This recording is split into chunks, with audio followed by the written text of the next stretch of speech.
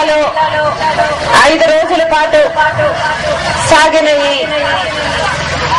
మరో ప్రజా ప్రస్థానం అక్కడి నుంచి ఈ రోజు అనంతపురం జిల్లాలోకి అడుగుపెట్టింది.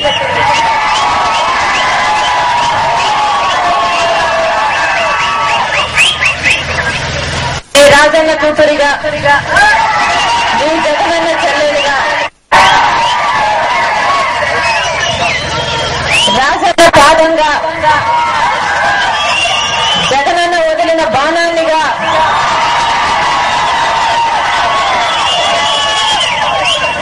ఈ రోజు అనంతపురం జిల్లాలో అడుగు పెట్టడం జరిగింది.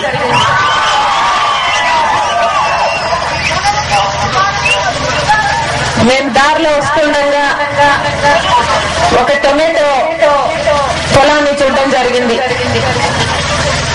అక్కడ భార్యాభర్త ఎంత కష్టాలు అనుభవిస్తున్నారో, ఆమె కళ్ళ నిండా నీళ్లు పెట్టుకుని మాకు నీళ్లు లేవమ్మా, బోరేసుకున్నాం, ఎండిపోయింది, దాదాపు 1 లక్ష అయింది, అంతకు ముందు 2 లక్షలు అప్పు, ఇప్పుడు ఇక పూర్తిగా ఎండిపోయింది, ఇంకా మాకు దిక్కు లేదు, అది పీకి పెట్టుకోవాలి, అది పీకించుకోలేకపోయాం అని వాళ్ళు చెప్తుంటే నిజంగా చాలా చాలా బాధ అనిపించింది. వాళ్ళ పొలం 100 డ్యాముకి, అయినా వాళ్ళ అసలు అనంతపురం జిల్లాలో కష్టాలు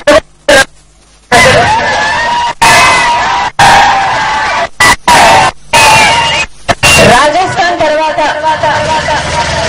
అతి తక్కువ వర్షం పడేది మన అనంతపురం జిల్లాలోనే.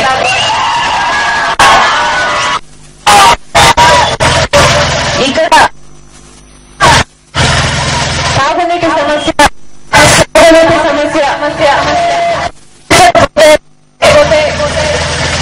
అసలు మానవుడు, మనిషి అనేవాడు బ్రతకడం సాధ్యమే కాదని నమ్మాడు రాజశేఖర రెడ్డి గారు.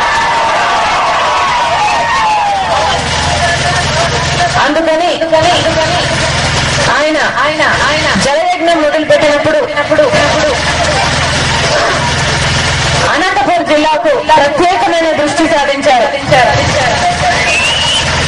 చంద్రబాబు నాయుడు గారు ఆయన 9 ఏళ్ల పరిపాలనలో కేవలం 10,000 రూపాయలు కూడా సాగునీటి కోసం ఖర్చు పెట్టలేకపోయాడు. అదే రాజశేఖర రెడ్డి గారు 5 సంవత్సరాలలో 50,000 కోట్ల రూపాయలు ఖర్చు పెట్టారు. చంద్రబాబు నాయుడు గారు హంద్రీనీవా ప్రాజెక్టుకు కేవలం 2 సార్లు శిలా పథకాలు వేసి గాల్లో వదిలేశాడు. రాజశేఖర రెడ్డి గారు వచ్చిన తర్వాత దాదాపు 70% పనులు పూర్తి చేయించారు. ఇక మిగిలింది కేవలం 30% పనులే. హంద్రీనీవా మొదటి ఫేజ్ పూర్తి కావడానికి కేవలం 45 లక్షల రూపాయలు కావాలి. అయినా ఈ ప్రభుత్వం ఆ పని కూడా చేయటం లేదంటే 3 సంవత్సరాల నుంచి అసలు వీళ్ళకు రైట్ అంటే ఎంత నిర్లక్ష్యంగా అర్థమవుతుంది.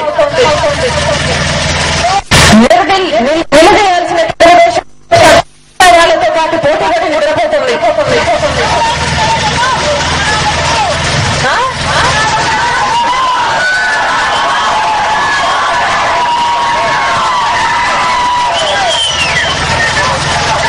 రాజశేఖర రెడ్డి గారు ప్రవేశపెట్టిన అన్ని పథకాలకు ఈ కాంగ్రెస్ ప్రభుత్వం తూట్లు పడుస్తుంది. రైతును పూర్తిగా నిర్లక్ష్యం చేసింది. రాజశేఖర రెడ్డి గారు ఉన్నప్పుడు ఇక్కడ బ్యాలెన్సింగ్ రిజర్వాయర్ కు 10 టీఎంసీలు నీళ్లు ఇవ్వాలని, అలా ఇస్తే తప్ప ఇక్కడ జనాలకు ఆ భూగర్భ జలాలు పెరిగే అవకాశం లేదని తను ఉన్న 2 సంవత్సరాలు అది అమలు చేసి చూపించారు. అంతేకాదు అది తప్పకుండా చేయాలని ఉత్తర్వులు ఇచ్చి జీవో ఇచ్చి మరీ వెళ్లారు.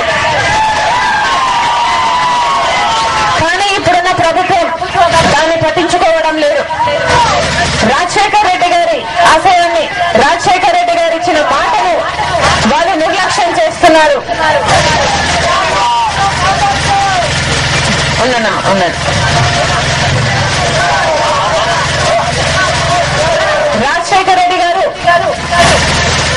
ఎప్పుడు ఏ పంటకు ఏ ప్రాంతానికి నీరు అవసరమో అక్కడ అది అందజేసేలా చూశారు. ఎక్కడ ఏ ప్రాంతం రైతులు ఏది నష్టపోయారో కనుక్కొని వారికి సమయానికి ఇన్సూరెన్స్ వచ్చేలా చూశారు.